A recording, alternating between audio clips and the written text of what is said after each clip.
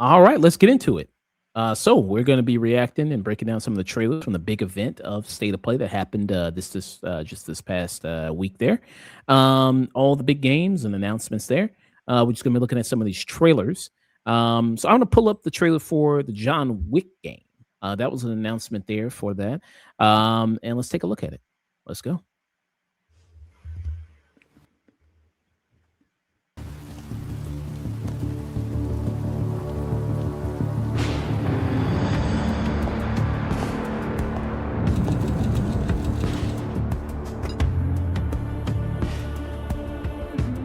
A man with your skill set must be able to move unconstrained, unrestricted.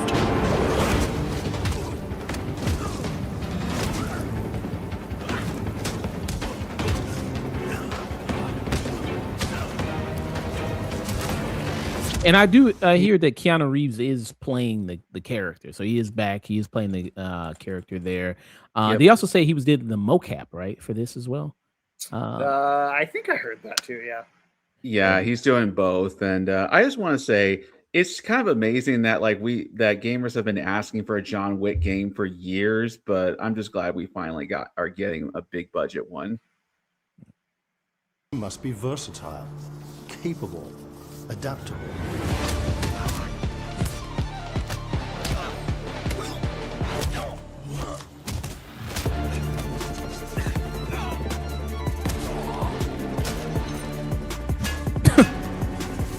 Resourceful using those weapons. And I heard this takes place between, I think, the events of 4, I think, or before 3 and 4, I think is what the events of this game is taking place within the universe. Let me check to make sure, but I think it's between 4 and 5, I think is where it was. Oh, I thought this was just a prequel before the first game. Oh, you mean first movie, you mean? First movie, yeah. Yeah, let me make sure, though. I'll check real quick. He must be grounded, stable, constant.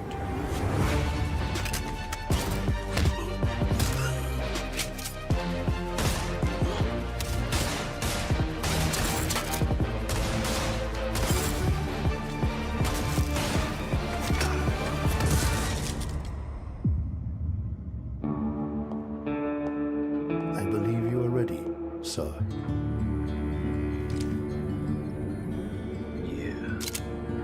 Yeah. Shadow the Hedgehog, ladies and gentlemen. Yeah.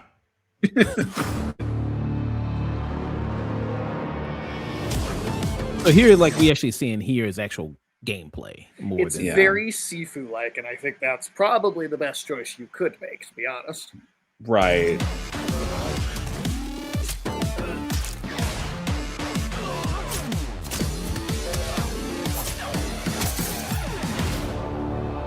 Okay, so just a little gameplay we saw there. And it's It's from another Saber Interactive game. Saber Interactive there. Sage, what have they done before? Oh man, they've been around for a while, and they're really ramping up right now. The Hellraiser game that's coming out later this year is under Saber Interactive. The Star Wars Knights of the Old Republic remake that we're still kind of waiting to see more of, that's under Saber Interactive. Well, they also did the Warhammer 20K Space Marine game that came out recently. And they're working on they've greenlit a third one of those as well. And that was a massive success for them. They haven't shown it yet, but they are working on like a AAA Avatar: The Last Airbender video game. They're really becoming kind of a big player, which is nice to see, as some of the old guard like EA and Activision, and I feel like they're really on their way out. Ubisoft maybe at its lowest point right now. But something like Saber is nice to see, because I feel like here's a slightly bigger company. Some of their stuff's AAA, some of it's AA, but they're filling the void of what some of those companies used to be. And there's a last little message here from the director of the John Wick movies here. Hi, I'm Chad Stahelski. Today is a big day for the John Wick franchise. In collaboration with Saber and Lionsgate, I'm thrilled to share our first look at the John Wick video game currently in development. follow along the journey because we have a lot more to show. Neil, what are your thoughts? Give it to me now. Those are my thoughts. I love the John Wick movies. I think this game is in really good hands. I know it's not going to come out for a while, but day one. Yeah. Let's see here. I'm trying to see where they address like the timeline wise there. I can't find it at the moment. I will say in the footage in the trailer, I feel like he looks the age he is in like the last movie. He doesn't look like Right. they've sort of De-aged him. yeah, which in a video game would be pretty easy to do if they did want to make him like a kind of the younger version of the character. Yeah. Yeah. In an ideal, if it were totally up to me, I would say this game should be the impossible job that they reference in John Wick 1, where he got the Baba Yaga title Oh. from. So that'd be cool. I like that. So it says here, set several years before he accomplished the impossible task that earned him his freedom. Saber says the game addresses a significant time in John Wick's life. It will expand on the franchise's lore and will feature several familiar faces from the films. So you do have that. That's well, what, so there you go. It is a prequel. And I guess we all just are forgetting that Keanu Reeves is a literal vampire and ages insane. Right. Yeah. I don't know. He kind of looked his age when he was in that Bill and Ted. We got rid of the beard. And all. He kinda looked his age a little bit. That's he fair. looks a lot better with a beard. I'll give him that. Yeah. Very cool. So awesome there. That was John Wick. Now we're gonna move it on to one of Sage's favorite franchises there. And that is good old Silent Hill. So Silent Hill Okay. announced a new game with Silent Hill Townfall. Let's check it The out. internet's completely normal about it, Of course. The internet's never abnormal about Silent Hill, are they? Simon, listen to me. You can't stay in this room forever. I can't stay in this room forever. I know this is going to be hard. But you have to come back to me. Come back to me, Simon.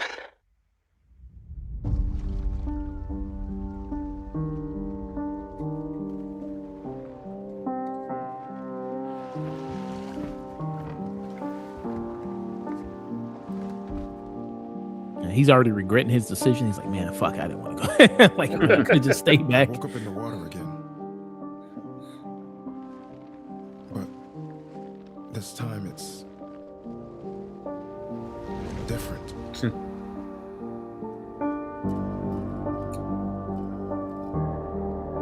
This is a town in Scotland this time.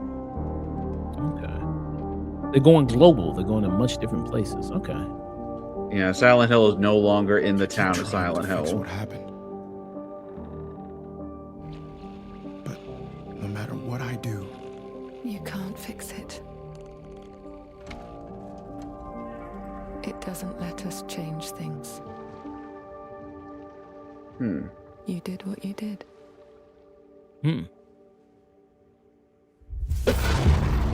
Interesting. Well, now, Sage, you being a big Silent Hill guy, now what do you think this is representing here? It seems like he was a former patient. He's definitely a patient of some kind. He's got the IV still plugged into his arm clearly. Yeah, there's something. I mean, we've played around with stories where like in 2, another character has a terminal illness that is not the protagonist. But so it's interesting to see that maybe just a bit of a flip, and the main character is someone who maybe dealt with some sort of serious illness. I have no guess as to what that illness actually is, although there are a lot of sort of seeming references to like the heart, like the signs on like the fountain kind of earlier in the trailer. It says like the heart of this town has stopped. And a little later in the trailer, there's a creature where it seems like a sort of IV tentacle is coming directly out of its heart in its chest. So there's I don't know if a heart disease or something like that, or That's cool. Okay. So do you think it's a case where we're playing as a dead protagonist? Like maybe he's That's a good question. Some Silent Hill games have danced around that idea being like an interpretation, but none of them have ever been like outright like the character is in like a purgatory. But who knows that maybe they go with that this time. I just love that we're exploring different places and that we're getting people's very different takes on it. And this had its own entire showcase as well after the state of play was over. It's maybe half hour long, and it's sort of a mini documentary about the whole development team. And if you watch through that too, you see a lot of where they're getting like the sources of this from and on location, how they're building what they're building off of, and that gives me a lot of hope for it. Well, what's interesting is like with all these Silent Hill games recently is how radically different they all feel, but all feel kind of tonally consistent. Because like the Silent Hill 2 remake and Silent Hill 1 remake play totally different than F did, and then we'll see later in the gameplay footage that all that is totally different than what Townfall is doing. So it's just really interesting to see. And the studio here, they're called Screenburn. They used to be No Code. But if anyone wants to check out their stuff because of this, Stories Untold and Observation are two really great little indie horror games they did. Stories Untold is like an 80s text adventure, but like a modern interpretation of that. And then Observation is sort of a sci-fi horror where you're kind of playing as like the HAL 9000 ship system. But neither of them have combat. They are narrative puzzle driven experiences.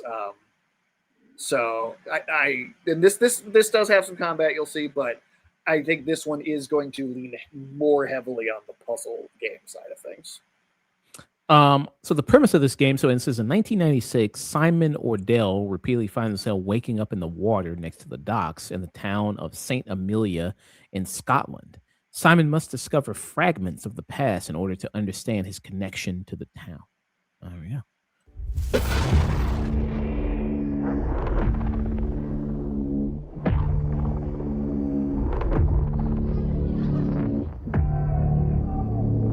I think I remember having one of those. I think I had one of those at one point. The old school handheld TV. Yeah, I think I had one of those at one point. So that's good. That's the thing he's going to be using to search for to nearby enemies. It's kind of a new interpretation of the radio mechanics from the earlier games, where you'd hear the radio static if the enemy was nearby. But here, what's cool is if you know there's something around, but you can't quite see it, you can use this to get this sort of look at what's out there. Although it's a very obscured look, it is an interesting sort of tool in deciding like how to navigate around the game. I think it seems like a really genius idea, and it's something that I think it's very much this studio sort of thing. Both those two previous games I just mentioned are very about sort of this retro analog tech and how you use that to solve puzzles, and I think this is a genius idea, honestly. And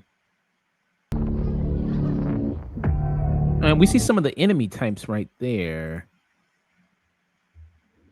Let me see. Let me play it a little bit. I don't know. Kind of looks like a lion figure. I know it's not. It looks a lot like a lion figure. You do get a bit of an up close look to it, and it's the biggest detail I noticed was that it's not just something contained within its own body, but it's literally like wrapped in straps like you'd see on like a moving truck, which I thought was an interesting detail.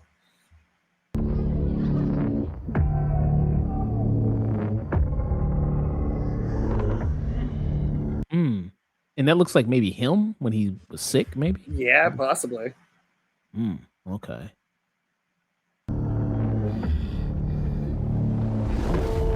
He's got grayscale? Silent Hill and Westeros. Huh. So it's got you see how it's got like the strap buckle thing, and then like a weird like hammer for a head. Yeah. I don't even know what that could represent. It looks like I don't know, like an axe, maybe. Kind of like an axe. I wonder if there's any element of like human trafficking or human smuggling involved. Just the way it's wrapped together, it feels like something that someone would do to another person. To me, possible. Okay, so we get a better look right there. Yeah, another kind of strapped up there. So it's the same kind of creature we said with the axe type of head. Yeah. And then we see it all kind of, I guess it's into BDSM. It's all kind of weird.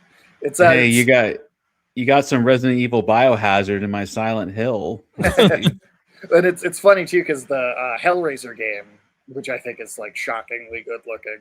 Also, obviously there's a lot of bondage going on there, but because it's also like a first person sort of Resident Evil 7 and 8 inspired style gameplay, it looks a lot like at least this shot for sure.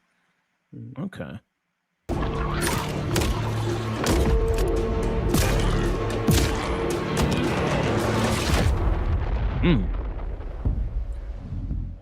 Silent Hill Townfall. It's coming out this year, 2026. So at least we have a release date for this. Sort of coming out this year. Well, and this was announced back in 2022 alongside the 2 remake NF. All 3 of these were at once. So I was pretty confident it would end up coming out this year, just because like that's a pretty solidly long development cycle, and they seem to have very smartly staggered these games so that they can come out yearly, but not because they're rushing to get another game out, but because they genuinely just started all of them that long ago. I guess the Silent Hill 1 remake will come out in either 2027 or 2028, most likely. Yeah.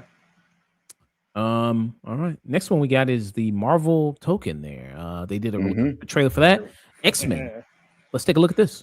The Unbreakable X-Men, to be specific. And what's the difference between what's the Unbreakable X-Men? I'm not familiar.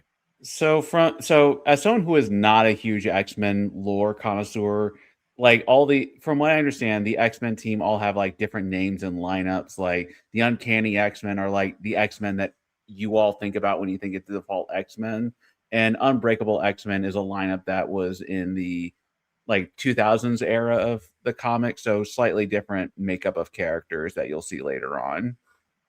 Okay, so I see some of this right here.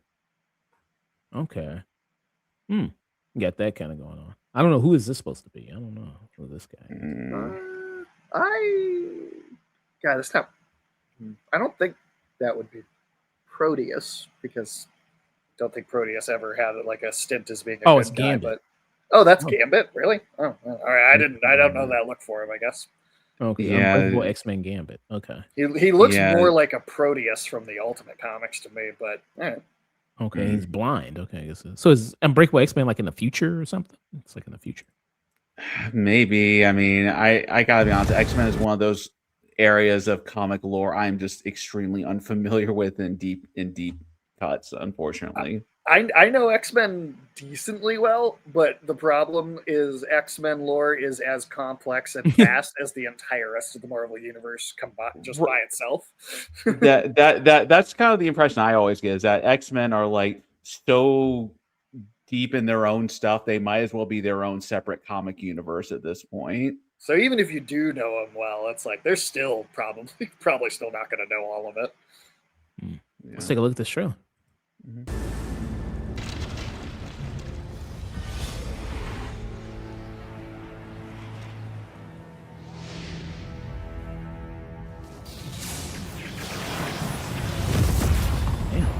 I believe this is the first trailer to use English voice cast too. It is, yeah. Of course. Mother Earth herself senses the coming battle. You tell him, The Aurora. world may hate us, we still have to save it. A true team is unbreakable! You cannot stand against the storm. Feel the power of Mother Earth. Let me have them storm. Then we see Magic here, who's the character we hadn't seen for another Limbo trailer. is waiting, and I'm starving for your soul! And I never knew, what is Magic's whole deal again? Like, where she get her? What's her powers again? Like portals and. She connects to some versions of it. I've seen it be the realm that Mephisto resides in. I've seen other versions of it where it's kind of its own hell dimension. But she has like a tether to this place, and she can kind of go in and out of it. Basically, all the anime fans that like big swords are gonna like this character to play. Totally. Time to end this. I've got this one. I'll show you how the Canadian manlet. There we go, man. And of course, the most obvious. And of course, the most obvious character inclusion this game could ever have finally shows up. I'm always surprised when he's not just part of the initial reveal, because it's like, he's going to make it in anyway. Why not just kind of make it part of the first trailer, just because it's so obvious it's going to happen? I mean, I get it, but it's sort of like a, guys, come on. Of course Wolverine's in the game. Like, Bob. Which Ghost Rider is that? That's Robbie Reyes. Yeah, that's Robbie Reyes. Initiating attack. This was the kind of deep cut, I feel like, out of these. And who is this character? This is literally the danger room itself having evolved a consciousness and become a character. She was originally introduced, I believe, in Volume 2 of Astonishing X-Men. Right. So whenever these Marvel, whenever these versus games come out, I always love it when they do super deep cut characters that no one would ever expect. And this is a quite good what the hell pick for me, because I always love seeing the not obvious characters show up here. All that remains of Shi'ar technology. That's right. Her origin was that Xavier had used some Shi'ar tech in the danger room and then lied and never told anybody that this might happen, which is often how problems start in X-Men comics. Right. Prepare to be disassembled. Surrender to avoid further danger. Let's finish this. We are stronger together. Wasn't Storm in the last trailer? She's the one character that was pre-existing. I mean, I played as her in the beta, even she was part of the selection there. Yeah, I don't know why Unbreakable Tale. I don't know why they're showcasing her here or there.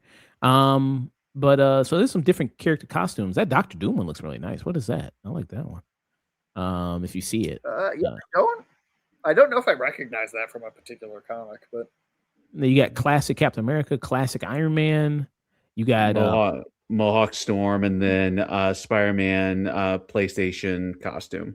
Yep, you got that there. Okay, got some different. Oh, you got Howard the Duck, your favorite character, Sage. You love Howard the Duck. Well, I actually like the Howard the Duck in the comics. I hate what George Lucas did to Howard the Duck. Got some art there, so it's like Howard the Duck, Cosmo. Okay, a little cute little Cosmo art there. Pre-order bonuses there. You can get Silver Surfer, Cosmic Silver Surfer, Infinity Gauntlet. Okay. Cool. All right. Yeah. And it says pre-order start. You can already pre-order February 19th, basically. So in a few days, you can pre-order this. It's coming out in August. August. Okay. Yeah, that's good. Will this be your new main fighting game, Marvel Tokens?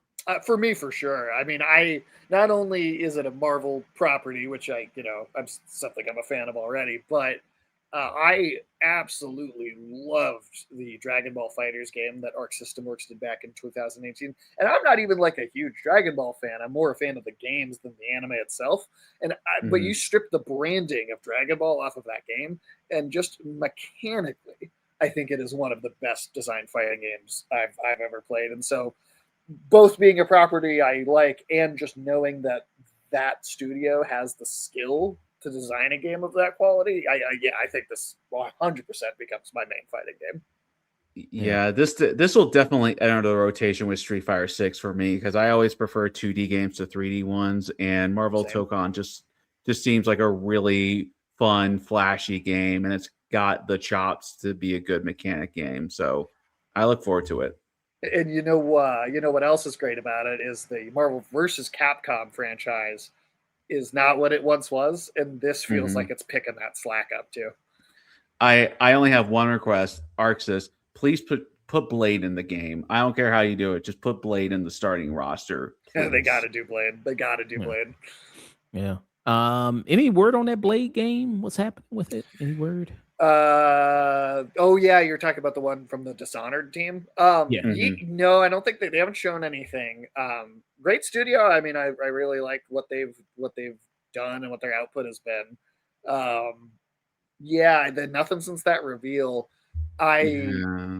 it's a great studio, and so I trust them, but because they're owned by Microsoft, who has canceled a number of big in development projects people have been looking forward to, and seems just determined to mismanage their brand in turn. I'm hopeful, but reserved about what the result of that's actually going to look like. So this was announced in December 2023. Damn, it's 2026. Yeah, and even then they had a 2027 thing at the end of that reveal trailer, and it was like, guys, too soon. Just wait, work on it, and then wait. Yeah, I'm pretty much exactly with you, Sage. I trust the studio, but Microsoft they just don't know how to run businesses anymore, I don't think. All right, let's move on. Let's do trailer. So this is more of an announcement.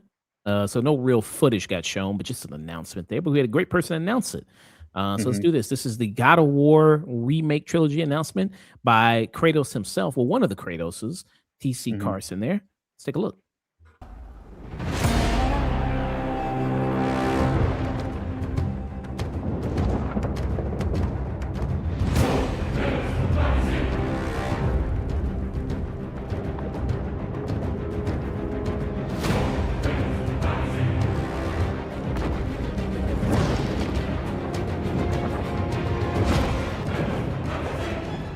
And this has been rumored for a while that they were going to do a remake. Yeah. To be honest, it seemed pretty certain as soon as the Valhalla update for Ragnarok came out, and you're going into Valhalla, and it's pulling from like his memories, and so the first couple levels you're fighting all the Norse creatures, and then you get like high up enough in this sort of mental experience, and all the environment, all the creature designs change to the Greek monsters from the old games, and it's like, this is a way to show us some of the assets they're building for these remakes early. I guarantee that's what that was. That's exactly what I thought when that Valhalla DLC came out.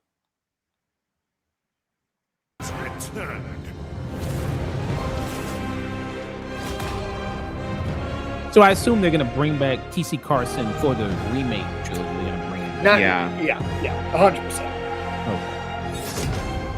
And also, damn, TC Carson should be the host of some shows or something, because like just the charisma he's got on screen.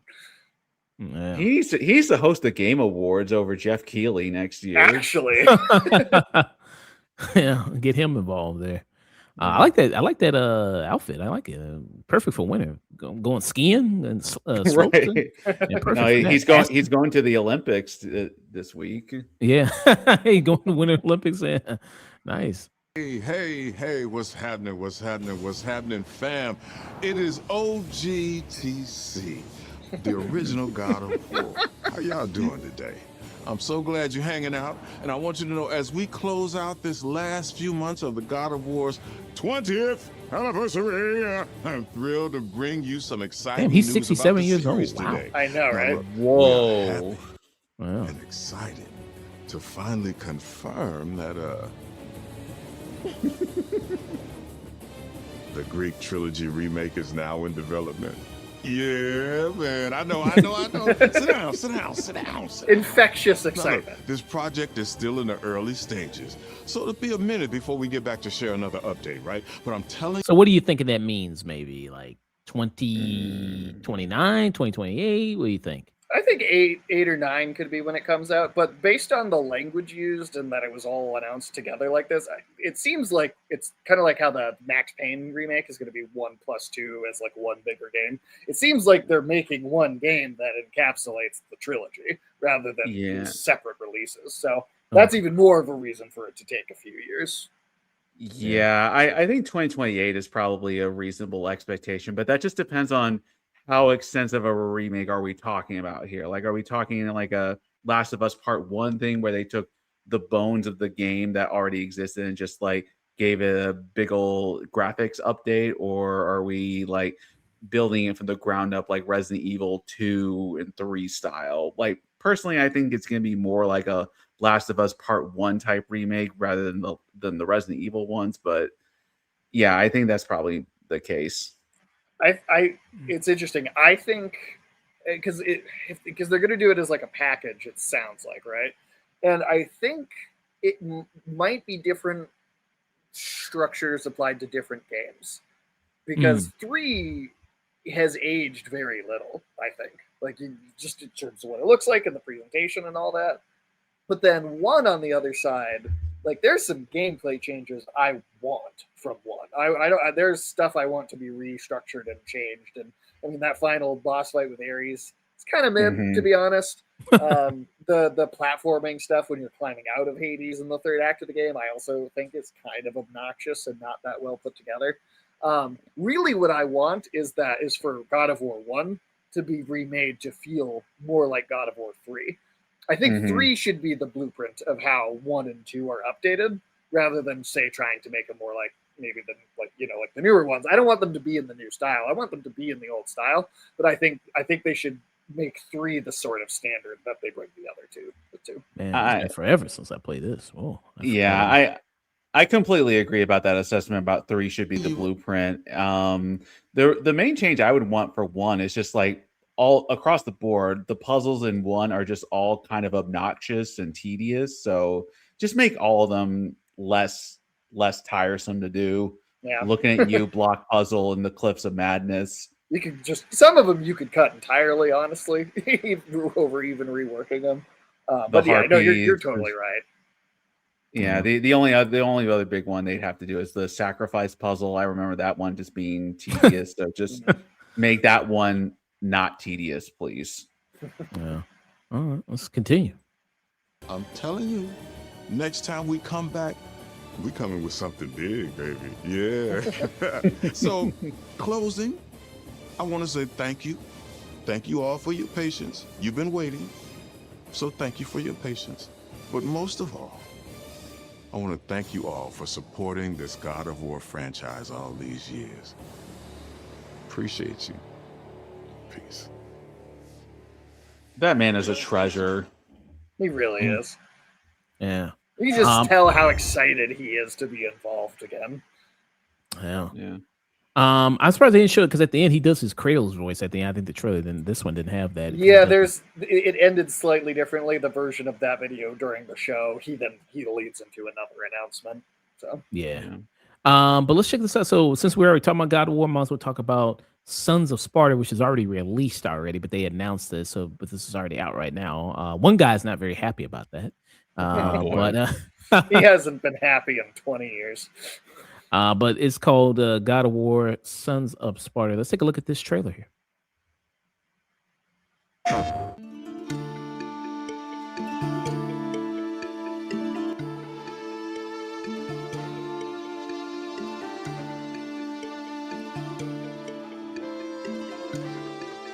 Before I was a father. And you do have TC Carson, who is doing the narration for this right here. Yeah. And there's a lot of it too. It's not just like the beginning of the game. There's like a lot in there. God, I was a Spartan.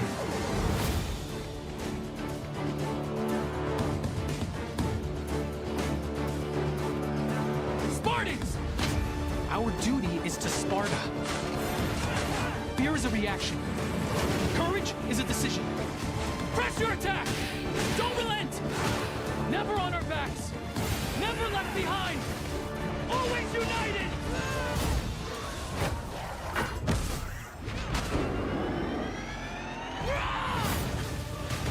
The legendary saga of gods and monsters, of tragedies and triumphs, of destruction and redemption begins here. Heroes, be ready for Sparta!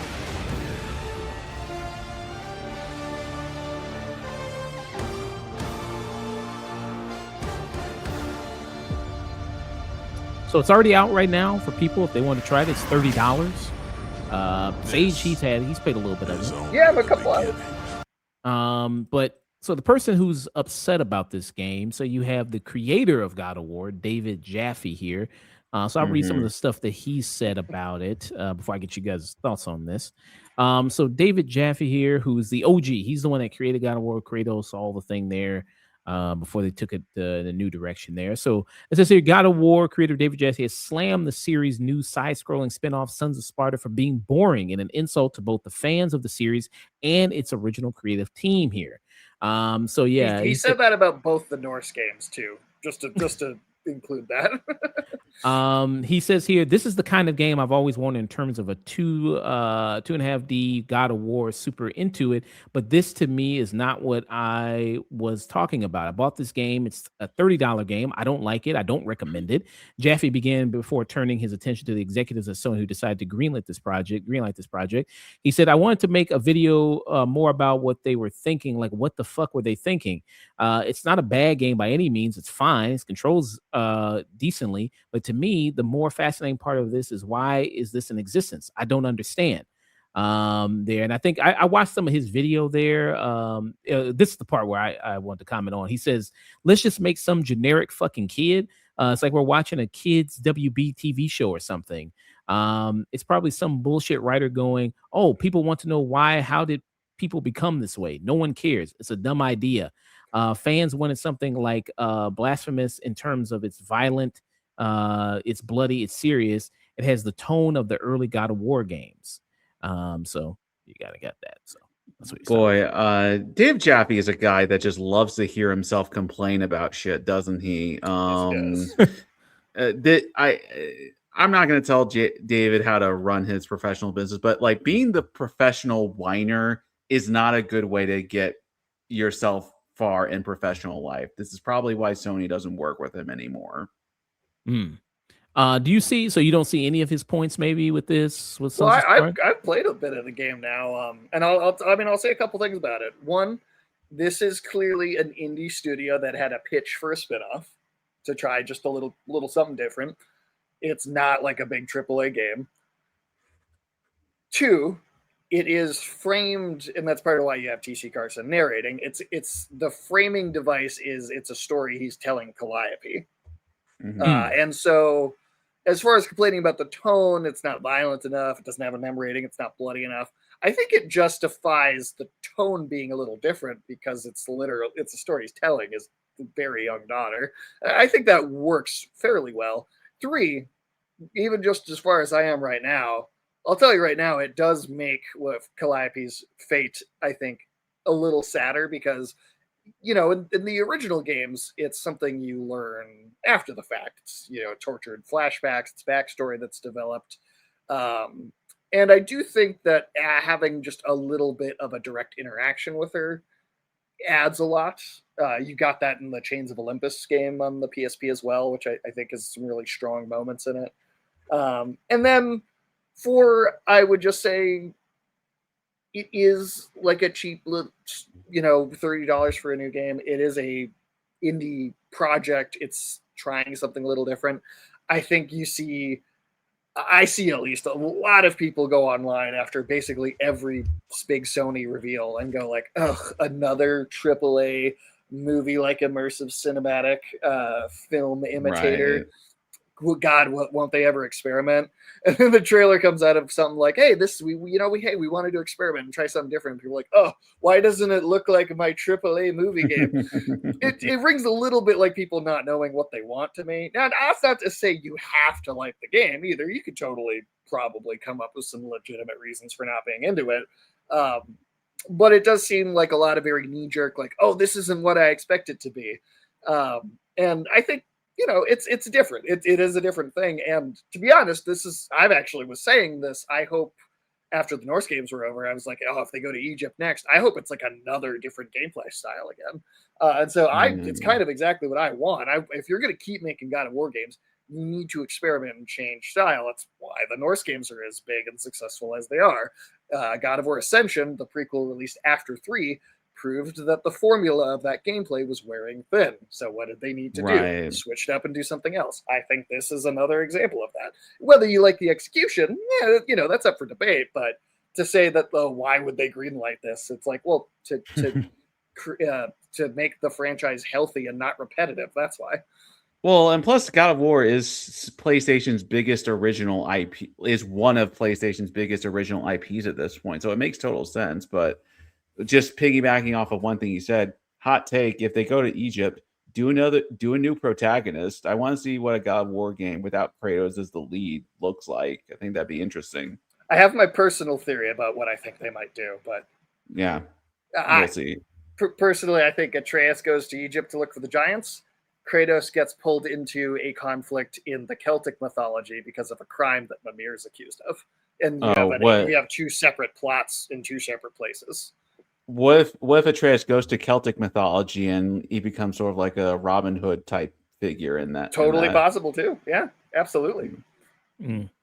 So yeah, he I think in the video I saw with David, he did complain about Atreus. He's like, nobody wants to fucking play Atreus and all these kids. It's like, what the fuck is this? Well, as soon as the first Norse game came out, he got online and he's like, well, they made Kratos a fucking pussy now. God of War is ruined. So it's like, this guy is basically just another one of these right-wing kind of anti-woke grifters. And Atreus is a great character. I'm sorry, I love Atreus in those games. So yeah, he just is a professional whinger is what he is. Yeah. Do you and to add on to this, one last thing for this, do you guys know what his plan for how God of War would end, like when he made the first game is? No. I did. It was so ridiculous that it's kind of astounding. So Josh, you said you haven't heard? No. Okay, let me give you the quick version. God of War 3, kill every Greek god in the first 20 minutes. A black hole opens over Olympus in which the gods of every mythology all appear at once to take Olympus for themselves in a giant free-for-all. Kratos kills every god of every single mythology, becomes the Grim Reaper, and then one of the three wise men at the birth of Jesus. That's what David Jaffe wanted to do with God of War. Okay, so he wanted to do like Mortal Kombat with the gods coming down, and then make it all about Jesus at the end. Yeah. Okay, interesting. So this guy's opinion on the direction of this franchise, based on what he thought was a good idea. I'm sorry, but like his opinion holds no weight to me. I don't care that you were involved in the first game. The first game is the weakest of that trilogy of games. So he just did the first one, not the trilogy. He just did the first one. No, he was only involved in the first one. The second one was directed by Cory Barlog, that's Cory Barlog taking a drink right there. He's the guy who then directed God of War 2018, right after he came back and had a kid. And then 3 was someone else. 3 actually was Andrew. I forget his last name. Was Stig Agmason is that guy's name. Yep, he was 3, and then I forget who did Ragnarok, but yeah. Yeah, and Cory Barlog, he's one of the guys that's responsible for adding a lot of the depth and complexity, not just in the Norse mythology, but in God of War 2 in particular. He helped steer that ship to make that story a bit more nuanced and how it evolved later on. So it's not just the David Jaffe show with God of War for sure. Yeah, I mean, if there was like one person I was gonna say like this is the guy whose opinion I would trust if he like really didn't like a new game that came out, I'd go like, oh well, let me see what he has to say. Cory Barlog would be who I'd go to. Yeah, literally any of the other directors on God of War I trust more than David Jaffe, to be honest.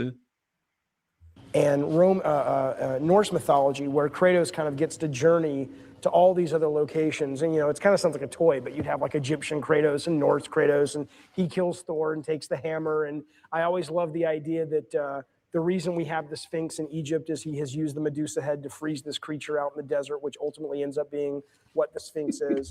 But ultimately, he ends up getting all the gods to fight amongst themselves. Thus, everybody looks very concerned behind it. Everybody's like, all of them are like, we gotta get this away from this guy. Well, here's the thing. I think there's potential in an idea like that, but it just needs to be reined in a little bit. Sure. Like he's kind of going off the handles, but I think there's potential. Just kind of bring it back a little bit. I think it's the woman from G4. I think her name is Allison Hayslip. I want to say. Oh yeah, I did not remember her, to be honest. Yeah. She looks like, she looks like, I don't know about this idea. Well, I do think that I do honestly think that the setup that they've sort of created for this series is ultimately that, because in 2018, there's a lot of mythology about how Tyr once stopped a great war between all the various mythologies.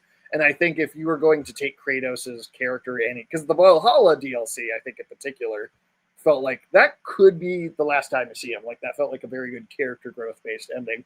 But I do also think they've set Kratos up to sort of step into that role that Tyr once had and be a god of war because he prevents a conflict between all the various mythologies. So I do think there is going to be a game like that pulls all this stuff in, but it's going to be more about him being an arbiter of peace. I mean, maybe, like Set in Egyptian mythology is like a big villain, and not that he wouldn't kill anybody. Of course, that's going to be part of the games, but I think there's just going to be a more mature, nuanced sort of take on what Kratos's role in a situation like that would be. I think David Jaffe's sort of violent rage, kill is look, it started the franchise off well, right, and then led to the creation of this thing. But I think he wants it to always just be that over and over again, and I think very obviously the direction it's gone in is way more interesting than Kratos just continuing to be this revenge monster the entire time. And I like the games where he is a revenge monster, but it's much more meaningful because of where it's gone now. Right. I think the rage monster thing like works as a good starting point, but then there's got to be more to it than just like blind rage and everything. And I'll tell you, one of the things that I like about the Sons of Sparta game so far is I feel like seeing Kratos as young as he is with his brother, you're seeing a bit of that version of him he's sort of almost regained in the Norse games, that is more reasonable and is a little bit more logical and understands other people's perspectives. I think you're seeing a little bit of that in him before it was burned out. And I think it does actually add something to the longer arc of the series story, that there's a bit of that better person in him as a kid, and then it's ruined, and then he's able to recapture it. I think it does add some weight to the narrative. Yeah, that's a lot of nuance, and I've thought about that before too, but it's a good way to add nuance to that character. All right. Let's move on to the next one. We got 007, First Light there. Brace yourself! Bond is immature and reckless. He's a bad influence on the other recruits who inexplicably fall victim to his charm. Look, I know where this is going. Do you mind telling me why I'm here? I would like you to join His Majesty's Secret Service. You what? I know all about your exploits in Iceland. I strongly believe that there is a need for such heart and intuition in modern spycraft. That's the very reason I'm bringing back the Double O's. Need I state the obvious? He is not ready. Jibs, the service is over. You're a rare breed, Bond. I should be interested to see what you do next. 009 will employ every manner of subterfuge to avoid capture. Try not to draw attention to yourself. Me? Housekeeping, I presume? You seem the kind of guy who knows what he likes. So you won't do anything stupid? Of course not. I'm not an idiot. Is this the first time that Bond's been portrayed with like a scar? Like he's got a scar on his face? In the book, the original book, he has a big scar on his face, but it never really made it to any of the adaptations before. Oh. Right. That's kind of what's intriguing about this depiction, is because they're taking influence from different aspects of the Bond character for it. Okay. Oh shit! Went too far back there. Housekeeping, I presume? You seem the kind of guy who knows what he likes. So you won't do anything stupid? Of course not. I'm not an idiot. Agents have very short life expectancy. And if you do get caught, we will deny ever having heard of you. How does that sound? When do I start? My most anticipated game for the year, right there. Can you guys remind me? I'm just having trouble bringing the name to mind, but the voice of Scar in The Lion King, and he was Jeremy Irons. Jeremy Irons. Q looks like Jeremy Irons. The little shots of Q looks like Jeremy Irons to me. Oh, let me see. Let me go back and see if he's there. It's a shot of them both looking at a computer together. Oh, I think the trailer just froze up on me for some reason. But yeah, what do you guys think though of it? I mean, no, I think this looks great. I really think I've made this comparison a few times, probably on here too, but I think this property in this studio, giving it to IOI, the Hitman team, it is as good a match as the giving Indiana Jones to the Wolfenstein team was. I think it's the exact same level of like, oh yeah, no, this is like the perfect group of people to produce this. Clearly, you know, they're taking a lot from the Hitman games already, but there's also this dash of sort of Uncharted, almost Naughty Dog spectacle to it as well. I can't wait for this. I think it looks great. This is totally like a day one for me. I think it's totally got a chance to be like in that top list of games this year. I really don't have a lot of negatives or any negatives really. Yeah, I love James Bond in general, and I never played the Hitman games, but like you are right, this studio seems like a perfect match for it, and that combining with this sort of Uncharted spectacle action moment seems like a match made in heaven. So yeah, I'm buying this day one for sure. Yeah, I'm greatly excited for it. Very cool. Yeah, I mean, like I said, sorry, real quick. Could we cover the MGS collection next so I could dip out afterwards? okay, no problem. We can pull that up next. I know it's getting pretty late there, so I'll pull this up. Yeah. So let's talk about the MGS collection there and play this trailer. Yep.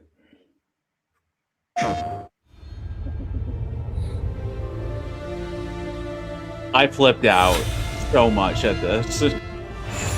Well, I don't know if we've been on a show where Metal Gear's come up, Neil, but one last punishment I must That's why I wanted to talk about this with you. He's taken command of this immense army and is now preparing to unleash. I mean, this is something that's also been rumored quite a bit too. That they were I think it was pretty clear this was being worked on. I mean, just based on kind of what they're doing with the franchise in general right now. And it was the one everybody hoped for the most because it was stuck in PS3 prison, never available on anything else. But now Xbox will have it, PC will have it, modern PS5, PlayStation will have it. It's a big deal for this to get brought to everything. Well, and plus it's just great because this is the conclusion of the Metal Gear Solid story, and it's just kind of whack. It was whack that it was stuck on PS3 for so long, and now people get to experience this crazy, wacky, heartfelt conclusion to the series.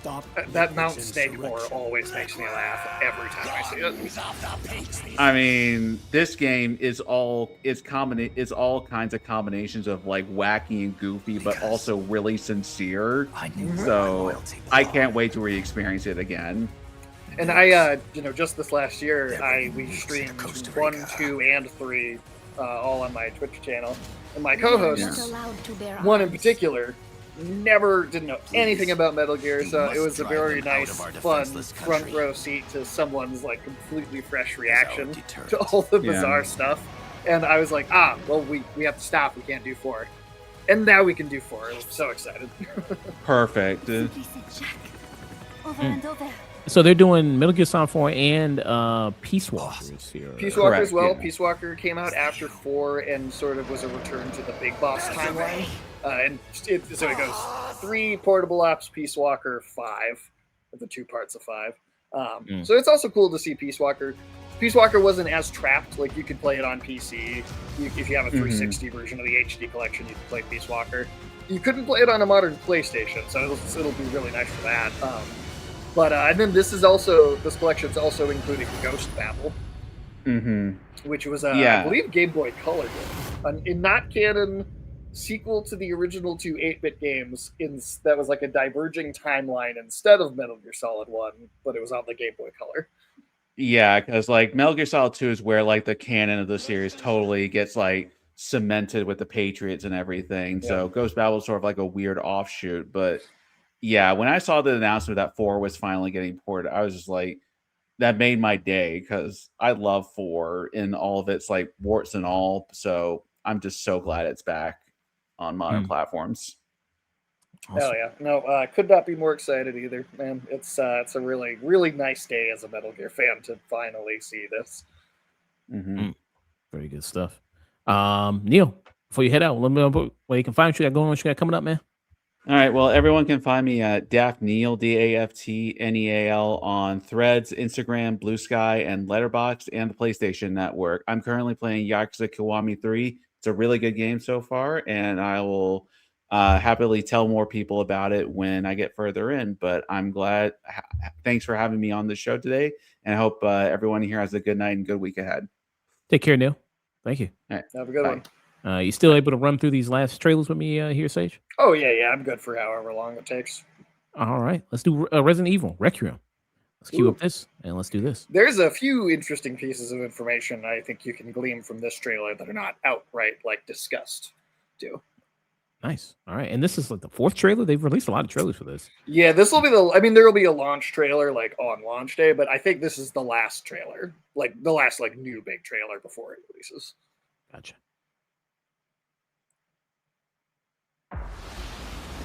That's 6 now. 6 survivors of Raccoon City, all dead from the same thing. Yeah, that's not good. Victor purchased a building after Umbrella went under. The Rhodes Hill Chronic Care Center.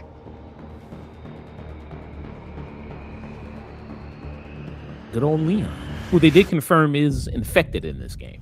Yes, and they don't say it in the trailer, but there's a shot here at one point where the person he's talking to over the radio, you see her at a computer. It's also pretty clear because you can hear the voice actress. This person over the radio is Sherry Birkin, is the little girl that you rescue as Claire in 2, and then was also she was one of the playable characters, a grown-up version of her in 6 actually. But you can also see she's got the same black gloves on, and if you read the stuff on her computer screen. What they are infected with is literally being called Raccoon City syndrome. So it is something affecting only people that survived Raccoon City. They said 6 people have already died, which is probably going to be a lot of characters from like the Outbreak or Survivor spinoffs from back in the PS2. So they're really, I think, bringing in a lot of sort of the legacy of the franchise in this one game. There's an obvious parallel between Leon and Grace here, where Grace kind of reminds him of himself as a rookie in 2. But she also sort of is a play on the relationship with Ashley in 4. So it's kind of mimicking multiple games at the same time with its character dynamics. Okay. What does Victor want with you? What do you mean? He grabbed you for a reason. Did you find anything on Opus? Not yet. Nothing on the servers at the CIA or the Pentagon. You are an ignorant. Damn. Still got the moves. Still got the kicks. We're running His out of time. joints and knees have never been better at 50 or 48 years old. Why me? The team has settled on a person of interest. A former T-virus researcher. Because my master made you who you are. Okay, so pause on that image there with the little girl. Tell me that big creature that we've seen since like the very first trailer that's chasing Grace around.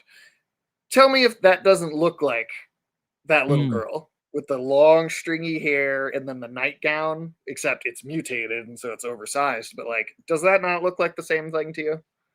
I do kind of think it seems like she's wearing the same outfit, like as the mutated creature. Now, I also want to point out too, and you'll see this as the trailer goes on, but there's a shot of what looks like a flashback of like a bunch of kids, and they've got like the same red eyes that Albert Wesker had. Now, we also know that Albert Wesker, and there were a few Weskers, but there was a bunch of experiments on children that Umbrella was doing. So here's my theory. We'll see when the game comes out. Grace is not actually Alicia Ashcroft's real daughter. Alicia Ashcroft, being a journalist, found a bunch of the kids that were being experimented on a long time ago while investigating Umbrella, and Grace is one of the kids that she saved from that situation, and that's why this guy in like the Buffalo Bill night vision goggles and the snakeskin jacket, that's why he wants Grace so bad, is because she's got something in her body from those experiments from way back in the day. Okay. Raccoon City was where it all began for me. Damn. I'm coming with you. We can talk. What do you want to know? I don't want any more regrets. Whatever it takes, count me in. Okay, so that's the creature right there. That looked like a different environment to me too. So I'm willing to bet there's multiple of these things because there were multiple kids. Oh, okay. So yeah, that looks a little different than the one earlier. And I don't know if you noticed that shot with the kids with all the red eyes too, but Was it? it's a little further. Yeah, it's during this little flashback montage right here. Whatever it takes, count me in. A little further back. Oh, a little further. Right here. Yeah, try right there. I'm coming with you. We can talk.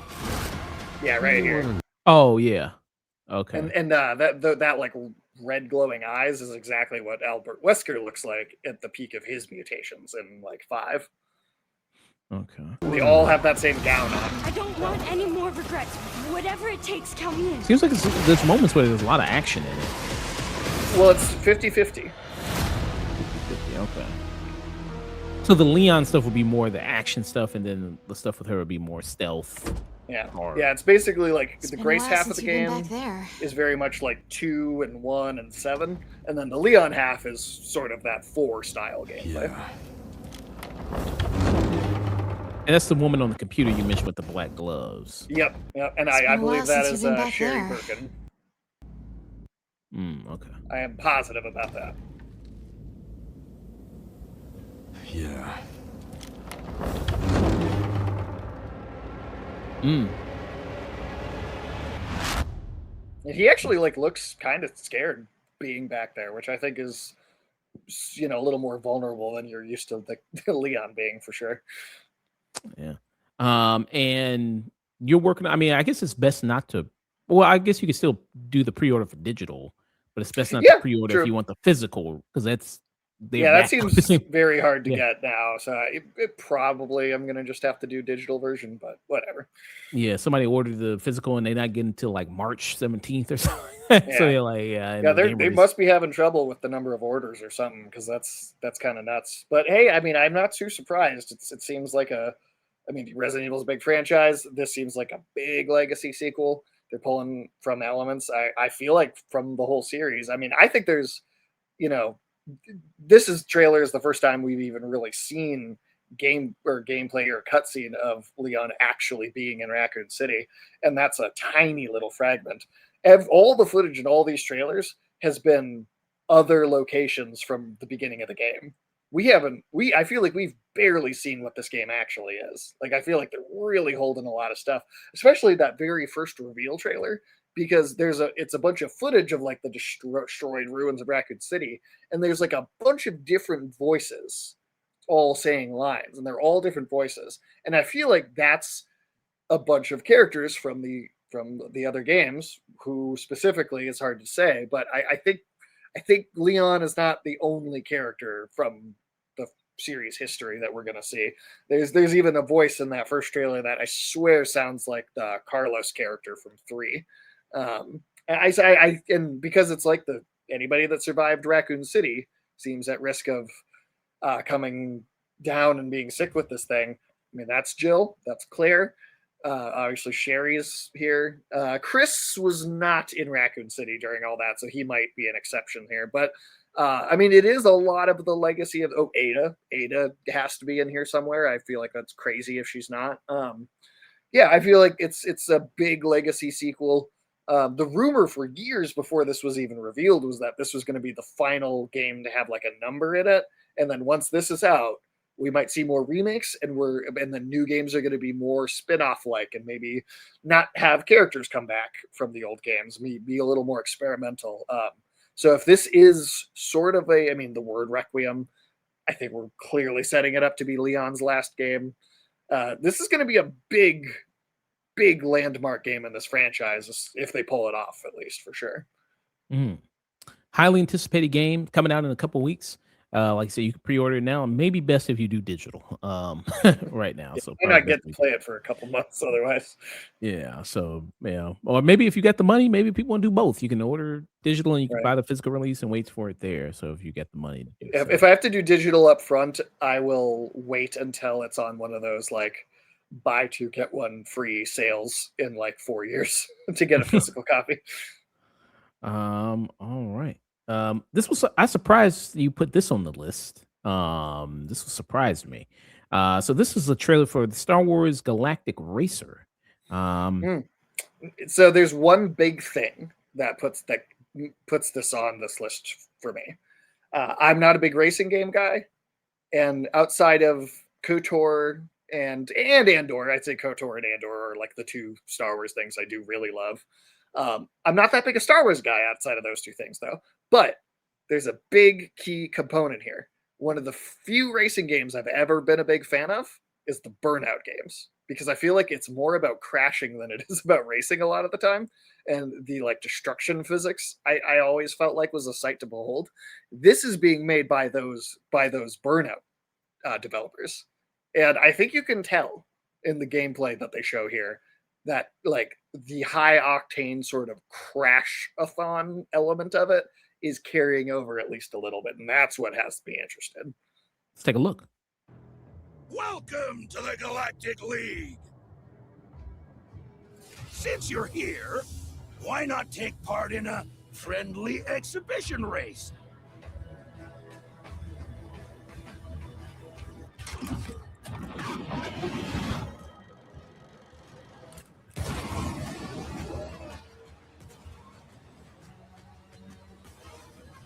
Could this be the racer of the year, I wonder? I mean, my thing with racing is I'm just that I usually am not into the racing games for is that I'm not that big of like a car person. Like I don't look at cars and find myself super interested in too much of the mechanics of how they work. Maybe that's because I think modern cars, design-wise, are just not that interesting looking. If you go like retro, like 80s, 70s, 60s cars, I think you get some really great stuff. But so the fact that it's a sci-fi thing and they're like ships and it's not just like real cars I see outside every day, that makes it more interesting looking. And again, like I said, it being the Burnout studio, which is some of the few racing games I have ever really liked, the crashing physics always made that really special to me. I think this is capturing that really well. And like, yeah, I don't like pod racing. Oh, hey, there's that guy, man. I know don't that know guy. what his name is, but Glub Glub Shitto, man. Good old Glub Glub Shitto in is here, that Glub man. Shitto? I thought that was like Quadralaris or something. Well, I don't fucking know. Some dude. It's cameo. Good cameo from Star Wars there. Okay, from episode 1. Pod racing. This is pod racing, man. Yeah, which trust me, I do. You've heard me go on about pod racing, but again the burnout aspect of it, crashing so hard, and like those games would have game modes that were about like the property damage you could cause from crashing was like the goal of what you were doing. And they just have fun stuff that wasn't just about winning a race. So that's what I'm hoping to see here. Okay. Oh, I'm sorry, I missed the release date. When was the release date for this? It was this year for sure. I don't know if did they say an exact date. Let me see if I can pull it back up again. Hold on just a minute. Galactic Racer. So February. There maybe. Oh no, I'm sorry. 2026 there, but it's no exact date. Okay. No exact, yeah. no Just exact sometime this year. date. Yeah. This one, another 2D game. We talked about another one with Sons of Sparta, but here we got Castlevania. This was huge, man. Silent Hill made a comeback. Metal Gear Solid made a comeback. Castlevania was like kind of the third really popular in the West Konami property that hadn't really returned. And I'm forgetting the name of the studio, but this is also the studio that did Dead Cells, which was sort of the first big roguelike game that really blew up even before Hades did. And Dead Cells had this very cool Castlevania DLC expansion a couple, like 2 years ago now. It was this incredibly cool expansion. They did a great job with it. And I could not be happier that studio has been given the reins to make a full-blown sequel. Take a look. 40th anniversary, too. That's crazy. In the name of His Most Royal Majesty. I think in his rant, I think David Jaffe talked about how much he liked this over Sons of Sparta, I think. I mean, but if I had to pick between the two, this is cooler looking, but, it's not necessarily because the other one is bad either. by the grace of God, the King of France. Love the art style already. Good music. And this is Sonia Belmont, which is the daughter of Trevor and Sypha. Okay. Who has been playable before. I forget which game it was, but like long time ago, there was a game that had her in it. Okay. Gotta add that in there so people don't get mad. Like, I'm playing as a woman, man. My Castlevania. Does this remind you of anything, particularly this kind of the way they're doing this style in 2D? I mean, Dead Cells for sure to some degree. Like they made that a Castlevania expansion for Dead Cells. But I mean, it just looks like a great reinterpretation of the Castlevania gameplay formula. I love that it's 2D again because they did some 3D stuff back on like the PS2, PS3. That some of it was fun, but I think 2D, proper Metroidvania. There's a reason the term Metroidvania has Metroid and Castlevania in it. Those two franchises created this whole style. And yeah, I think it's great to see it return to that. That, like I said, art style looks great. That's a really, really fantastic use of color.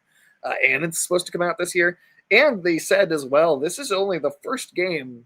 They have a few things, it sounds like, planned for this 40th anniversary. So there's going to be more stuff. This will be one, but we're getting some other stuff too. Just like Silent Hill has had multiple games over the last couple of years. So I think we're about to talk about something that's my number one on my list of most anticipated. This would be maybe my third. Behind. What's number two? God of War, the trilogy remake. Even though we don't have anything yet for that, but that was a big announcement. I thought that was really huge there. But yeah, this game, I do love the look of it. It is coming in 2026. I'm a little disappointed it's just for PS5. It's possible that it's for Xbox and PC and other stuff, but because it's at the PlayStation Showcase, they're only showing the PlayStation logo. Because they will do that. Like a game that's on all platforms, they'll upload a different trailer to it to the Xbox channel, to the PlayStation channel, and on each one they'll use just the logo of the channel they're uploaded to. Now, I don't know for sure that that's the case, but okay, it I'm does seeing happen. here that so it is going to be on Switch and Windows and Xbox. So it is so it's going to be on those other ones. Yeah, sometimes they'll use that just for branding purposes. So gotcha. Okay, so that's good. So I'd get it for maybe I need to upgrade. Maybe I need to get a Switch 2 instead of just a regular Switch there. I mean, or you could get it for your Steam Deck if it's on PC. I don't have a Steam Deck. Wait, I thought you had a Steam Deck. Nah, I don't have a Steam Deck. Okay. No. I don't know why I thought you did. But I just have so this doesn't even say Switch 2. It just says Nintendo Switch, which I assume it's. I mean, yeah. I would be shocked if it wasn't for Switch 2. Because normally they'll say like Switch 2, but it just says Switch. Okay, but that'd be cool. I don't have to upgrade then. Still can hold on to my good old Switch there. But yeah, the music of it sounds really good. If that's the music you're using for it, love the art style, love the action in it, what they're doing with it. So because she's the daughter of Trevor, and what's the wife's name? Sypha. The magical abilities can be used there too. A lot of the elements and all that stuff there too can be used. So I thought that was really cool. Slightly more of like a paladin type thing. Yeah. This was another guy. The creator of this game was freaking out on Twitter. I saw, and it's the Legacy of Kain. So there's a remastered trailer here, and then there's also another trailer for this is Ascendance. There. Yeah. So Defiance is a remaster of the last game in the series that actually came out, and then Ascendance is the first brand new game since Defiance originally released. Let's take a look at this remaster first. Scion of balance, savior of Nosgoth.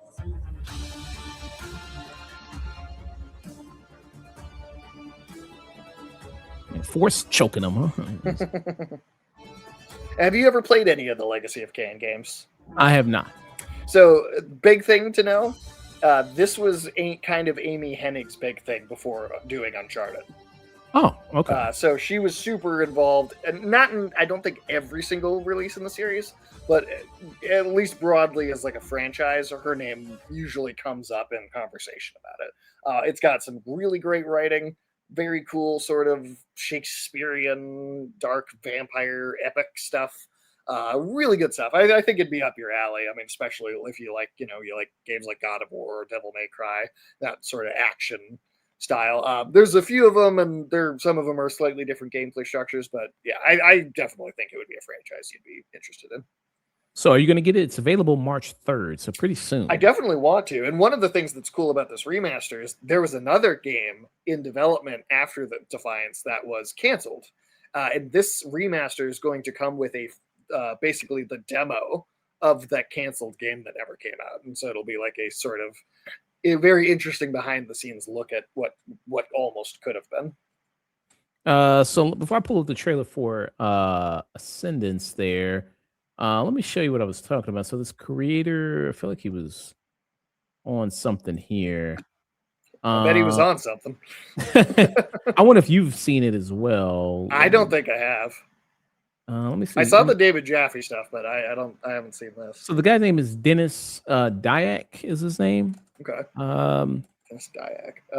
It doesn't sound familiar, but I mean, there's so many names involved with some of these projects. Let me see if I can pull it up real quick here.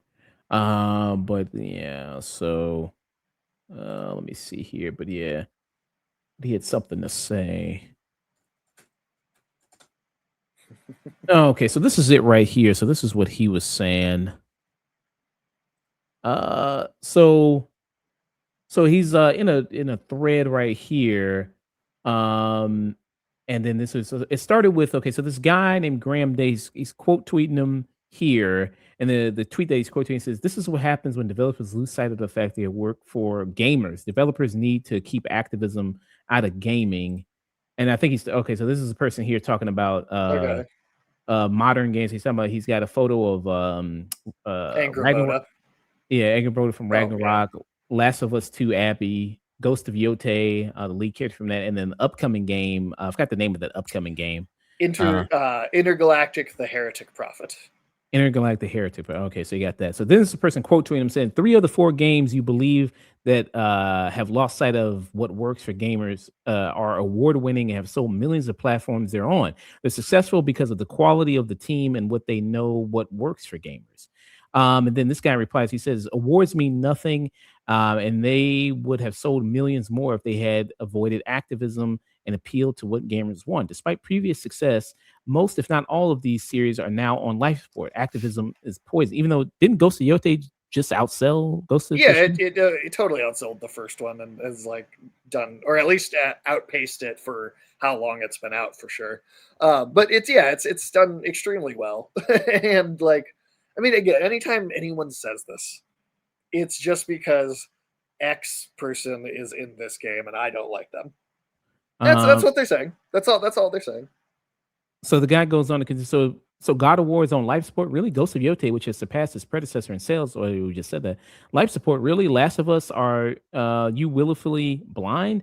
Also, where is supposed activism exactly? Is it because there are women? Then he goes on to give some examples. He said, God of War, possibly why I said most, if they go hard with activism, it will underperform. Even though we just talked about they're just doing the remake trilogy. They got Sons of Sparta out right now. They're going to do... And Ragnarok sold very well. So yeah. He says here he's claiming Yote definitely underperformed. Okay. It literally outsold the original, or again, at least outsold it for like how long it's been out. Yeah, I think in the same amount of time it's been out as it outsold it in the same amount of time. I think. Last of Us 2 universally hated by fans. I don't think it's no, not universally. Divisive, yes. And are there some genuine criticisms you can make of the game? Yes. Like for me, I criticized the pacing. I think it would have been better if you swapped back between characters each chapter, like Alan Wake 2, instead of doing all of one and then the other. But that's like a pacing criticism. It's not women bad. And then he mentions the Heretic. If they don't change courses, DOA, Dead on Arrival. It has nothing to do with women. It has to do with activism. I don't understand how you know what's activism about a game that hasn't come out yet. Right. I mean, there's if there was a criticism to make of the Intergalactic trailer, it would be, oh, I'm sick of 80s nostalgia. Why can't we let the 80s go? That would be like okay, well, I guess there is a lot of that going around, and maybe you just really don't want to see anything that's like reverent of the 1980s. That would be a complaint I could maybe understand, but like, yeah, again, I mean, when people say that, it's just an excuse to hate on again, what X group is involved in this. I don't like that group. I don't want to have to look at them. That's what they're really saying. Look, I mean, are there examples of things being kind of obnoxious and preachy about their political message? Yeah, it can happen. Sometimes something is clumsily designed, but usually, even when that is the case, it's because it's good intentions maybe producing something that is like not the best work of art. Not, it's not something to have like an existential crisis about. So then he says, the video game industry is in a very difficult time, and any headwinds need to be avoided for success. And then he quotes the person that he responded to in the tweet. He says, "Is not alone in his criticism. Developers should take note." Then the person responds, "Is it true?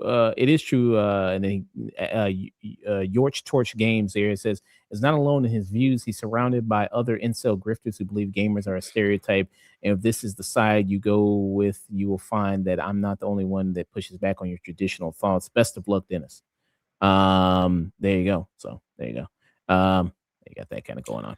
Yeah, I mean, I think it's a pretty ridiculous complaint. Like I said, sometimes does a thing come out and it's like, oh, it's a little ham-fisted, or it's the message this thing has is delivered clumsily.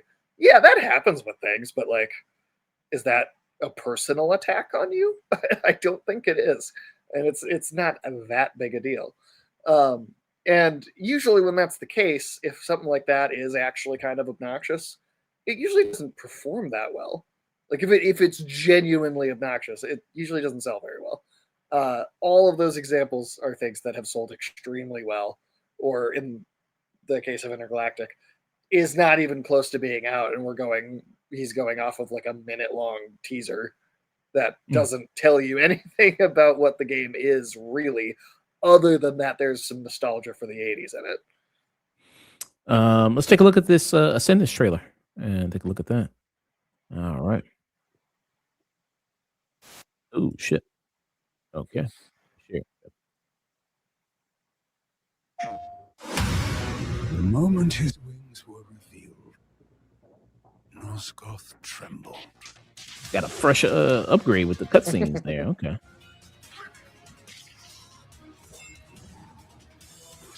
So are you playing like a vampire or something, right? Or Yeah.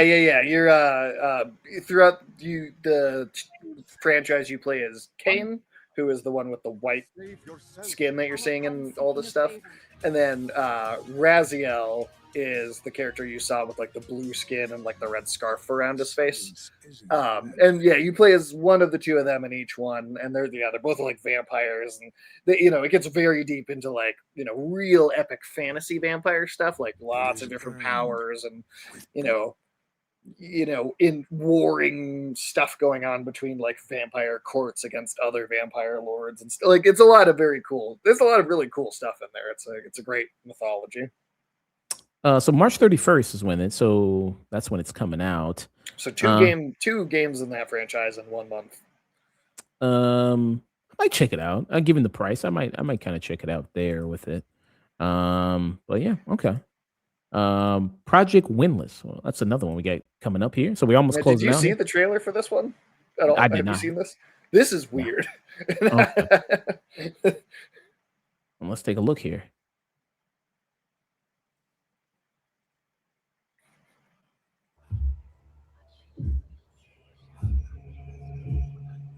I know people say like the chicken creature says it looked like the dude from Chicken Little, like all grown up. It looked like I thought Foghorn Leghorn. Foghorn. Like So this is from a book series. Yeah, it's apparently I don't know the book. I don't know if it's We are the children. what like culture the book is for. I don't know if it's like a Chinese book or European book. I have no idea. I had not really heard of it before. But apparently it's like an big epic fantasy story. Korean novel. Korean, okay. So yeah, it's The Bird That Drinks Tears is what it's interesting. Time to learn some Korean, Sage, there. So you got that kind of going on. Get that Duolingo, man. Of a goddess. You filthy creatures. Faithless, soulless, unclean. I also saw people say is that the chicken from Family Guy on the warpath? Yours to keep. How dare you stand in the way of purity, little king?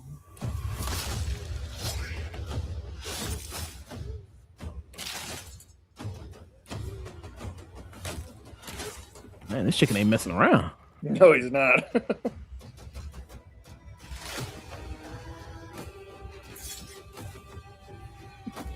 Oh, man.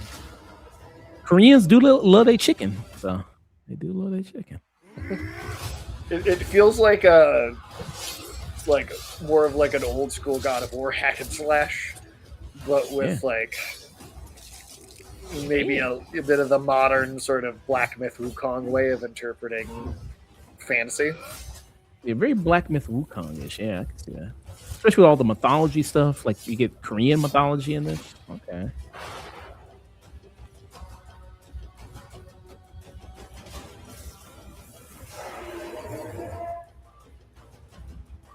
I'm kind of here for this. It's really kind of crazy looking because of the Chicken Man, but it looks kind of awesome at the same time. Yeah, I'm loving this. I'm loving the gameplay. Look. A very early God of War, yeah. Is that like was that a giant monkey? Or Yeah, I think it was a macaw. Yeah. Yeah, that's like a God of War kind of quick time event right there. Totally.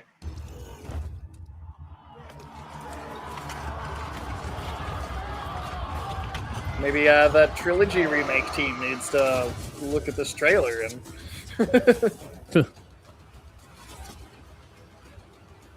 I like the weapons here. A lot of great weapons you got here. Okay.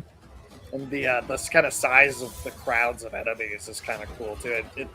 I'm not into the Dynasty Warriors franchise so much because I feel like they can get kind of repetitive, but I like the idea of like the sheer amount of enemies on screen. But if the gameplay is more God of War like, I think that's great. Hey, Project Winless. All right. I'm sold, man. Nothing for it. It doesn't say when it's coming out. It doesn't say what year. Nothing. It just says okay. It's all right. It's definitely a little ways away then. Let's see here. So it says here with The Bird That Drinks Tears, a series of epic high fantasy novels by the South Korean author there, Lee Young-do, first published in 2003. The series is set in a world inhabited by four major races: humans, the powerful bird-like Reckon, the flame-wielding Tabiki, and the reptilian Naga. There, I think we saw all of those in the trailer, except for maybe the humans. Well, I think the humans are the one getting smashed on, ain't they? They looked somewhat creature-like to me, like zombified a little bit, but maybe that's just a misinterpretation on my part. Yeah, sounds pretty interesting. Thank you, Melody. Hey, thanks stopping by, Melody. There, who says who relinquished their hearts for immortality, allowing them to dominate the southern half of the world. Okay. I don't know who's supposed to be the giant chicken man here. Listen, one of the first race was a bird thing, right? Oh, Reckons. Reckons. Yeah, I think that's what he is. Oh, okay, so he's the bird-like guy. Gotcha. Okay, very interesting there. All right, very very cool. I've not heard of this book series before. I think I maybe have heard the name once or twice, but I didn't really know what it was about. Okay, very cool there.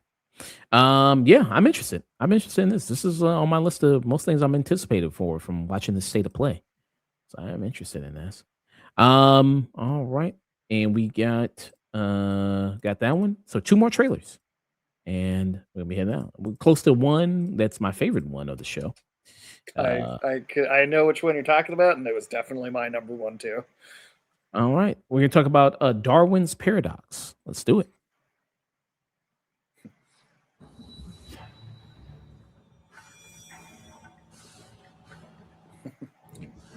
We talked about this sometime last year too, when they actually announced the game. But it just being sort of like kind of a more maybe what you'd expect from kind of the PS2 era, sort of more cartoony, sort of platformer era. But yeah, them doing this like giant sort of Metal Gear Solid themed tie-in, I thought was very funny. I actually played this free demo already yesterday. And mechanically, it's quite good. And the demo was longer than you'd expect to. It gave you like a really good sense of the gameplay. And it is like a total kind of classic platformer feel. And I think it's important to note that this is also Konami. So on top of the Metal Gear, on top of the Silent Hill, on top of the Castlevania, Konami just, I feel like it's weird to say this, but they're sort of hitting all these sectors of gaming at the same time. And I feel like appealing to a lot of different audiences at the same time. Have you ever eaten octopus? Yeah. Oh yeah. How's it taste? I never ate it. Octopus I think is okay.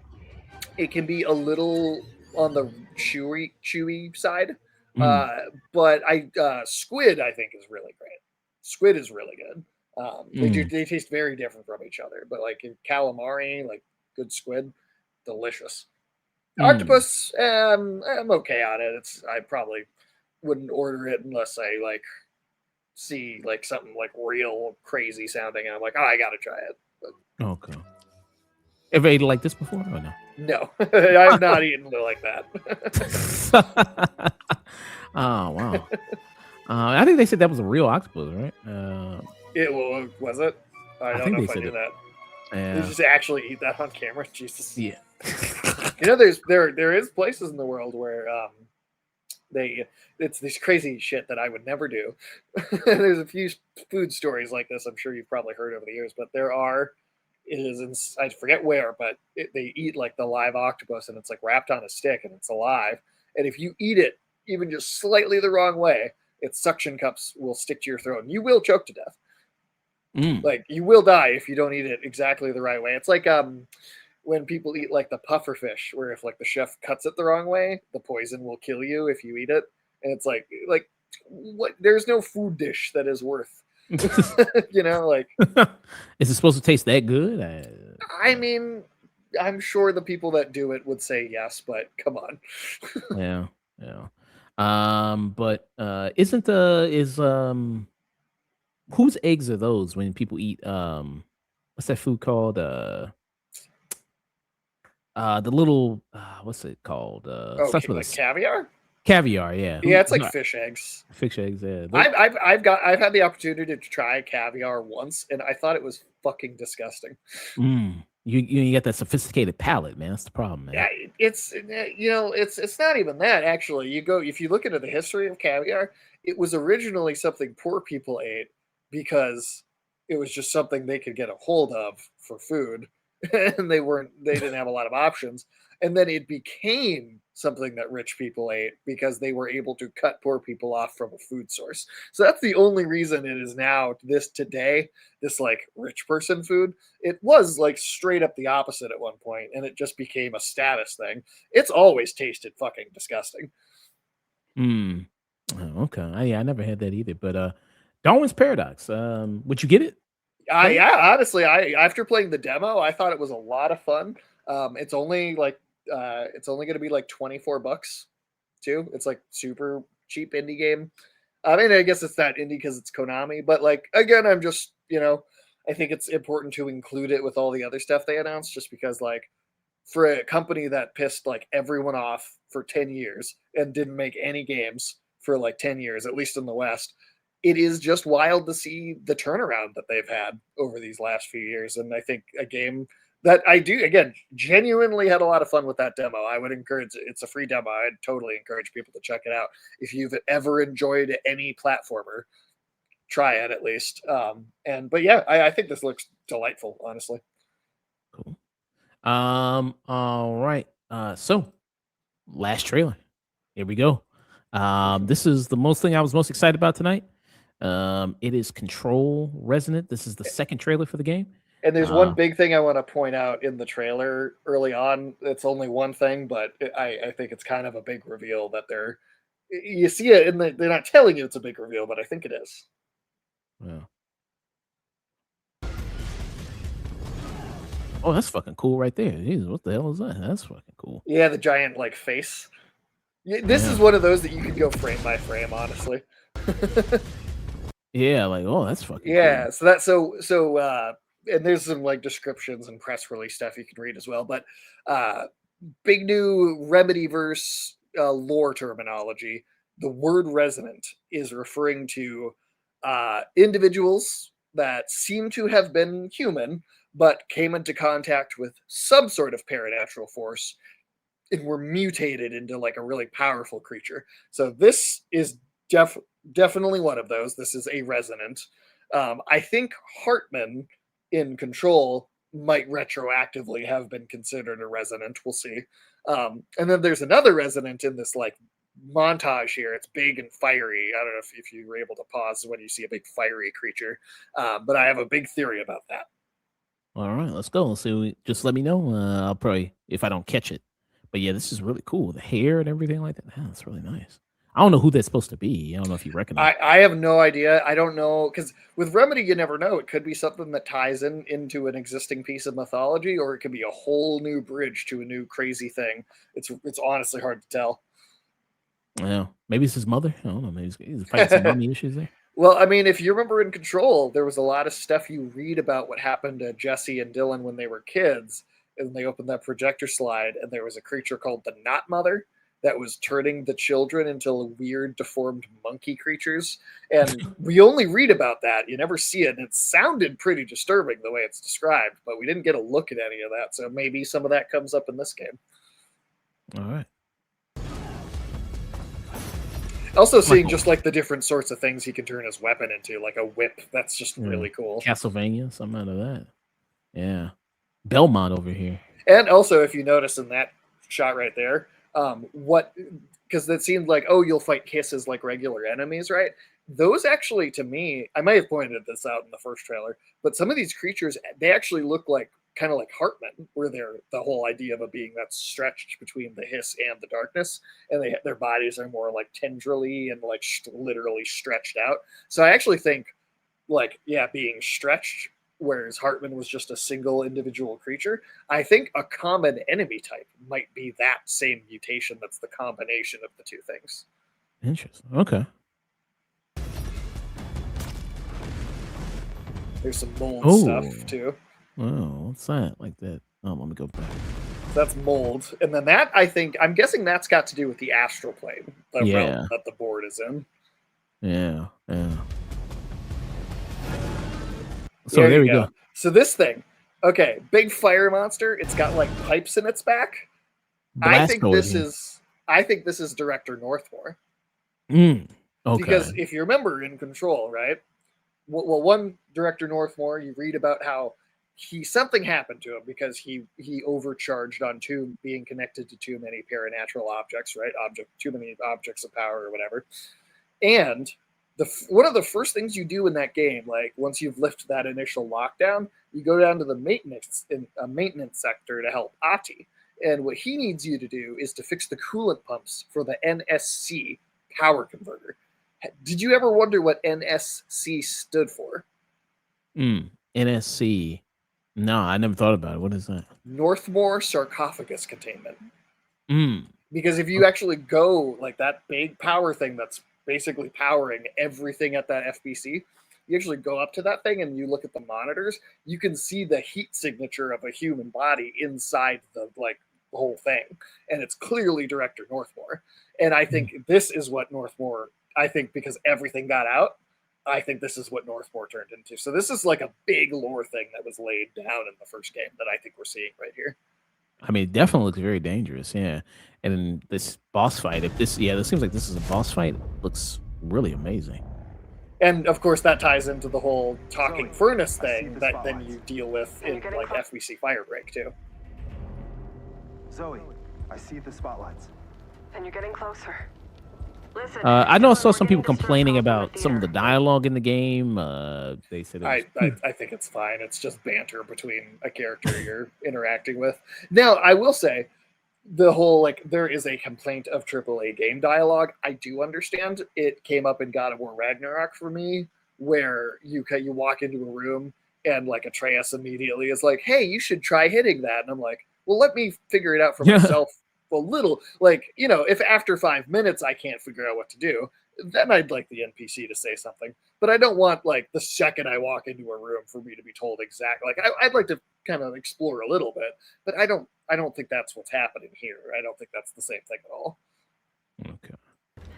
People saying it's Focus M. What's Focus M? What is that? What is Focus M? I'm not sure I know what that means. Okay, that's what you're saying. Research thinks we might have a resonant on our hands. No one should have survived that. Then I'll hurry. Small detail, really like on the back of Dylan's jacket or poncho there, he's like taken like a permanent marker and blacked out the FBC logo. That's just a cool little character thing I noticed. It's like, because he's kind of working for the FBC in this game because Jesse needs him to, but he doesn't like this organization right after all the shit they did to him. So I like that just a little detail of him blacking that out. And then, so here we're getting actual, like, this is what the game is going to look like. This is pretty, this is uninterrupted gameplay. Yeah, like, so we're seeing like a health bar, everything like that. Like, we did see gameplay before, but this is more like health bar. We see that and everything like that. And like normally of Control, they have a waypoint you have in the top left of like where you're supposed to go next. And you even have a little mini map in the top right corner. That's new. That was not in the first Control at all. Yeah, you always had to like go to a menu to pull up the map. Yeah, you always had to do that. And in the first Control, this is before we got any footage of this game. This is what I kept saying I hoped would happen. But the first Control, in a single location, 3D Metroidvania, right? Interconnected, sort of go back, unlock shortcuts. Very similar to Batman Arkham Asylum, right? All in one place, do the shortcut thing, 3D Metroidvania. This is the same scale jump from Batman Arkham Asylum to Batman Arkham City, and it's exactly what I was hoping for. Remedy, you're beautiful. I'm Mikael Kasurinen, and I'm the creative director of Control Resonant, the game-changing sequel to Control. What you are seeing here is an early mission captured from our in-development build. We play as Dylan Faden, our supernaturally gifted hero, in a version of Manhattan like you haven't seen before. Much more open world playing in Manhattan, so you're not just stuck in the We recently old towns. acquired Shift. But I think it'll be like Arkham City, where it's not like a huge open move world. through gravity anomalies and adapt to the world around him. That mechanic. So the whole world map is this MC Escher city. But at any moment, empowers Dylan to seamlessly move through gravity anomalies and shifts adapt like to the that. world around him. that is, I think, one of the best traversal mechanics I've seen in a game since the gliding in Here we Batman are Arkham City. showcasing a set of different forms of Dylan's main weapon, the Aberrant can take, and his supernatural abilities. Force there push are a lot there. of different ones you can discover to suit your playstyle.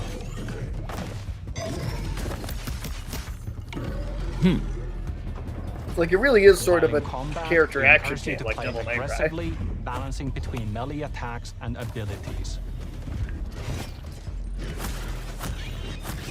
Yeah, very much. Yeah, like kind of Devil May Cry shit, especially the juggling up in the air. Kind of. You'll know it when you hear it. Just Do you know the person on the earpiece who's talking? She's to a him? new character. Her name's Zoe, and she's sorry, my computer fell there.